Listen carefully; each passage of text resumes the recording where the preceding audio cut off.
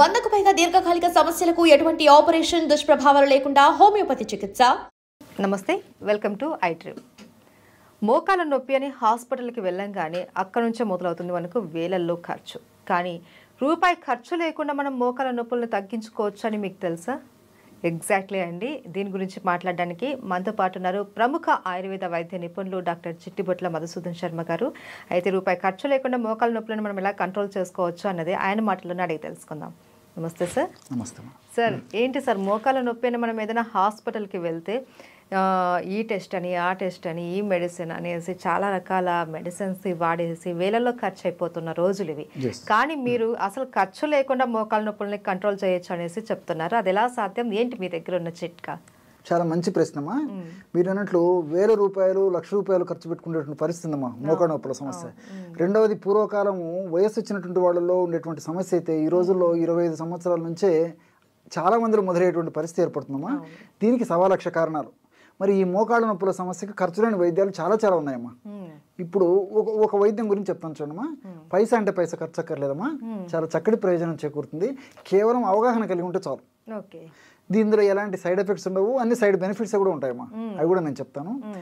రోజు ఒక్కసారి అమ్మా, సమస్య తీవ్రంగా ఉంటే రోజు 2 సార్లు కూడా ఈ యొక్క ఔషధాన్ని వాడుకోవచ్చు. సమస్య కొద్దిగా ఉంటే జస్ట్ ఒక్కసారి సరిపోతుందమ్మా. ఉదయం పరిగడుపున వాడుకోవచ్చు, లేకపోతే రాత్రి పడుకునేటప్పుడు వాడుకోవచ్చు. లేకపోతే సమస్యకి ఎక్కువగా ఉంటే కొన్నాళ్ళ పాటు 2 టైమ్స్ వాడేసేసి తర్వాత ఒక్కసారి వాడుకున్నా సరిపోతుందమ్మా. మన చాయిస్ అది కూడా. సో ఎలాగంటే అమ్మా, ఒక 250 ml వాటర్ తీసుకోవాలమ్మా. ఒక పాత్రలో 250 ml వాటర్ తీసుకొని, పారిజాతం ఆకులు మీకు తెలుసు కదమ్మా. గ్రామాలు, పట్టణాలు, నగరాలతో నిమిత్తం లేకుండా ఎక్కడ పడితే ఇక్కడ పారిజాతం చెట్లు ఉంటాయమ్మా. సో ఆ పారిజాతం ఆకులు జస్ట్ 2 కానీ 3 కానీ తీసుకోవాలమ్మా. ఆకులు చిన్నగా ఉంటే 3 తీసుకోవచ్చు, ఆకులు పెద్దవైతే 2 సరిపోతాయి. 2-3 ఆకులు తీసుకుంటే సరిపోతుంది. అవి చిన్న ముక్కలుగా చేసేసి ఆ నీళ్ళలో వేసేయాలమ్మా.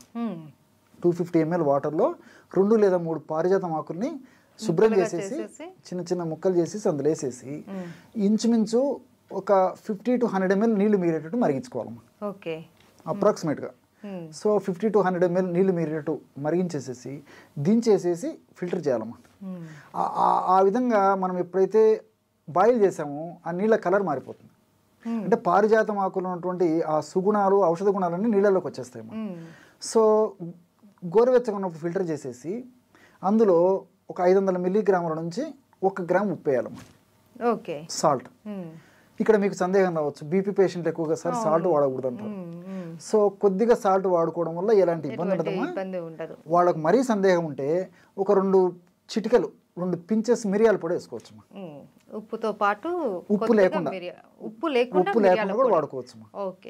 ఉప్పు వేసుకుంటే మిరియాల అవసరం ఉండదు, మిరియాలు వేసుకుంటే ఉప్పు అవసరం ఉండదు. కాబట్టి అలాగే ఏదో ఒకటి సరిపోతుంది. జనరల్గా అయితే ఉప్పు వాడుతుంటారు. అదే ఇట్లా ఏదైనా డౌట్ ఉన్నటువంటి వాళ్ళైతే జస్ట్ మిరియాల పొడి సరిపోతుంది. షుగర్ లేనటువంటి వాళ్ళైతే ఇందులో తేనె యాడ్ చేసుకోవచ్చు. షుగర్ ఉంటే తేనె వద్దమ్మా. సో ఈ యొక్క ఔషధాన్ని 1 డోసుగా వాడుకోవాలి. ఇట్లా రెగ్యులర్గా వాడుకోవడం వల్ల చాలా త్వరగా ఆ మెడిసిన్లో ఉన్నటువంటి ఔషధ గుణాలన్నీ దేహంలో పనిచేసేసి మోకాళ్ళ నొప్పులకు కారణభూతమైనటువంటి వివిధ అంశాల యొక్క ప్రభావాన్ని నిర్వీర్యం చేసేసి నొప్పులు తగ్గిపోతాయమ్మా. సేఫ్టీ. సో ఇక్కడ ఎలా ఇదవుతుందంటమ్మా, ఈ మోకాళ్ళ నొప్పుల సమస్య ఉన్నటువంటి వాళ్ళలో ఇన్ఫ్లమేషన్ ప్రక్రియ జరుగుతుంటుందమ్మా. అదొక ప్రాసెస్ అనమాట. ఆ ఇన్ఫ్లమేషన్ ప్రక్రియ జరిగేటప్పుడు TNF ఆల్ఫా, అదేవిధంగా సైటోకైన్స్, ఇలాంటి అనేక రకాలైనటువంటి రసాయన పదార్థాలు అక్కడ ఉత్పత్తి అవుతుంటాయమ్మా. ప్రోస్టాగ్లాండిన్స్ ఇవన్నీ కూడా ఉత్పత్తి అయ్యే కొద్దీ నొప్పి, పోటు, సలుపు, బాధ ఇలాంటివన్నీ అసౌకర్యాలు కలుగుతుంటాయమ్మా. సో ఈ యొక్క పదార్థాన్ని ఈ పద్ధతిలో వాడుకోవడం వల్ల, అంటే పారిజాతం కషాయాన్ని ఈ పద్ధతిలో వాడుకోవడం వల్ల ఏం చేస్తుందమ్మా, ఆ యొక్క హానికారకమైనటువంటి పదార్థాల యొక్క ఉత్పత్తిని తగ్గించేస్తుందమ్మా. అట్లే అవి చేసేటువంటి హాని అంటే నొప్పి, పోటు, సలుపు ఇవన్నీ దానివల్లనే కలుగుతున్నాయి. కాబట్టి ఆ యొక్క శక్తిని నిర్వీర్యం చేసేస్తుంది, ఉత్పత్తి తగ్గిస్తుంది. అవి చేసేటువంటి ఆ దుర్లక్షణాలు ఏవైతే అవి కలగజేస్తాయి ఆ దుర్లక్షణాలు కూడా తగ్గించేస్తాయి. కాబట్టి సేఫ్టీగా పనిచేస్తుంది. రెండోది ఏంటంటే, ఈ మోకాళ్ళ భాగంలో ఈ నొప్పినటువంటి వాళ్ళలో కండరాలకు ఈ యొక్క ఎంజైమ్స్ ఉత్పత్తి సరిగ్గా లేకపోవడం చేత కండరాలు బాగా స్టిఫ్గా తయారైపోతాయి. గుజ్జు అన్నది తగ్గిపోతుంది. అది కీళ్ళమ్మా. ఈ మోకాళ్ళ భాగంలో కండరాలలో ఈ ఎంజైమ్ సరిగ్గా సరిగా ఉత్పత్తి కాకపోవడం వల్ల ఎంజైమ్స్ ఈ మజిల్స్ సరిగ్గా రిలాక్స్ కాలేవు, గట్టిగా పట్టేసి ఉంటుంది అన్నమాట. దానివల్ల బాధ ఉంటుంది. సో దాన్ని తగ్గించేటువంటి పరిస్థితి ఈ యొక్క పారిజాతం కషాయం చేస్తున్నాము. రెండోది ఏంటంటే ఈ మోకాలు భాగంలో ఉన్నటువంటి, నేను ఇంతకుముందు చెప్పినట్లు ఈ యొక్క కండరాలని నార్మల్గా చేయడమే కాకుండా ఆ మోకాళ్ళ భాగంలో ఉన్నటువంటి ఎముకల్లో ఉన్నటువంటి సమస్యను తొలగిస్తుంది. అదేవిధంగా రెండు ఎముకల మధ్యలో ఉన్నటువంటి ఆ కీళ్ళలో ఉన్నటువంటి సమస్యను తొలగిస్తుంది. అంతేకాకుండా గుజ్జును బాగా ఉత్పత్తి చేసేందుకు ఇది ఉపయోగపడుతుంది. గుజ్జు త్వరగా అరగకుండా ఉండేందుకు ఇది ఉపయోగపడుతుంది. అదేవిధంగా గుజ్జు ఇంతకుముందు చెప్పినట్టు చక్కగా ప్రొడ్యూస్ అయ్యేందుకమ్మా మోకాళ్ళ భాగంలో. అట్నే కార్టిలేజ్ అనేటువంటి మృదులాస్తి ఉంటుందమ్మా ఆ రెండు ఎముకల మధ్యలో.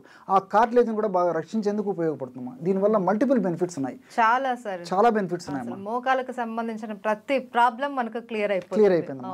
రెండోది ఏంటంటే ఆధునికంగా మనం ఆలోచించినప్పటికీ ఇందులో ఆస్పిరిన్ లాంటి ఒక పదార్థం ఉందమ్మా, మిథైల్ సాలిసిలేట్ అని చెప్పి చెప్తుంటారు సర్వసాధారణంగా. ఈ ఆస్పిరిన్ లాంటి పదార్థము ఈ యొక్క కషాయంలో అంటే ఈ పారిజాతం ఆకులో ఉంటుంది కాబట్టి ఆ ఆస్పిరిన్ సర్వసాధారణంగా నొప్పులు తగ్గేదానికి వాడుతుంటారు అనమాట. NSAID అంటారు అనమాట, non steroidal anti inflammatory drugs అని చెప్పేసి ఆధునికంగా ఇంగ్లీష్ వైద్యంలో వాడుతుంటారమ్మా. సో ఈ ఆస్పిరిన్ లాంటి పదార్థము ఇది చెప్పాను కదమ్మా, ఈ ఆకులు ఉంటుందమ్మా.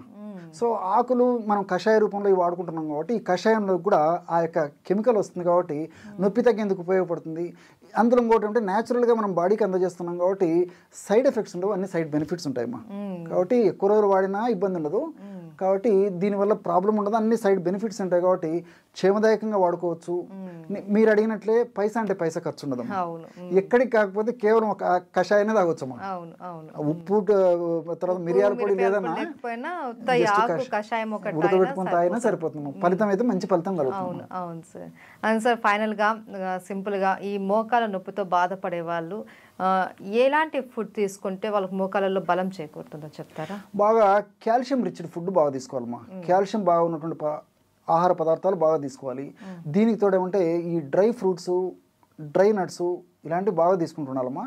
వీటన్నిటికి తోడు మనకు సీజన్లో దొరికేటువంటి ఫ్రూట్స్ బాగా తీసుకోవాలమ్మా. అంటే కొన్ని సందర్భాలు అంటే ఇప్పుడు షుగర్ పేషెంట్స్ ఉంటారు, కొన్ని ఫ్రూట్స్ తినకూడదు, అలాంటి వాళ్ళు తినదగిన ఫ్రూట్స్ తినాలి. అట్లా ఆయా వ్యాధులు ఉన్నటువంటి వాళ్ళు తినకూడనటువంటి ఫ్రూట్స్ అయితే తినకూడదు, కానీ మిగతా ఫ్రూట్స్ అన్ని తినొచ్చమ్మా. జనరల్గా ఏ సమస్య లేనటువంటి వాళ్ళు, కేవలం మోకాళ్ళ నొప్పుల సమస్య ఉన్నటువంటి వాళ్ళు అన్ని ఫ్రూట్స్ తీసుకోవచ్చమ్మా. ఈ విధంగా డ్రై నట్స్, డ్రై ఫ్రూట్స్, అదేవిధంగా మనకు డైలీ లభించేటువంటి ఈ సీజనల్ ఫ్రూట్స్ ఇవన్నీ తీసుకోవచ్చు. రెండవది ఏమంటే దుంపకూరలు ఎంత దూరంగా ఉంటే అంత మంచిదమ్మా. దుంపకూరలు వాడుకోవడం వల్ల ఈ మోకాళ్ళ నొప్పులకు సంబంధించినటువంటి కొన్ని రకాలైనటువంటి కెమికల్స్ ఎక్కువగా ఉత్పత్తి అయ్యి దానివల్ల నొప్పులు ఎక్కువైనటువంటి పరిస్థితి ఏర్పడుతుంది. కాబట్టి ఈ దుంపకూరలు ఎంత అవాయిడ్ చేయగలిగితే అంత మంచిది. అదేవిధంగా చన్నీళ్ళు కూడా పనికిరావమ్మా.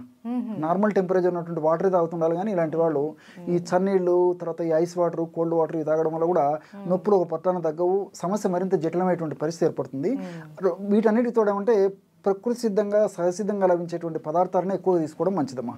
అంటే మనం ఉడకబెట్టడము, వేయించడము, ఫ్రై చేయడము అంటే ఇలాంటి ఇవన్నీ కాకుండా రోజు మనం తీసుకునేటువంటి ఆహార పదార్థంలో కనీసము 40% వరకైనా న్యాచురల్ ఫుడ్ తీసుకోవడం వల్ల ఈ యొక్క సమస్యకు చాలా చక్కటి పరిష్కారం దొరుకుతుందమ్మా. ఈ ఆకుకూరలు తీసుకోవచ్చు, కూరగాయలు తీసుకోవచ్చు. ఆకుకూరల్లో కూడా పుష్కలంగా ఉంటుందమ్మా.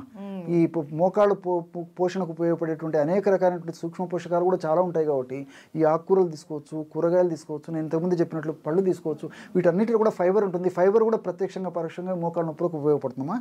కాబట్టి ఇలాంటి ఆహార పదార్థాలు తీసుకోవడం వల్ల మోకాళ్ళ నొప్పుల సమస్య త్వరగా తగ్గిపోతుంది. ఒకవేళ సమస్య లేకున్నటువంటి వాళ్ళకైతే ఆ సమస్య అంత చిన్న వయసులో రాకుండా కూడా ఉంటాయమ్మా. Thank you so much sir. నమస్తే.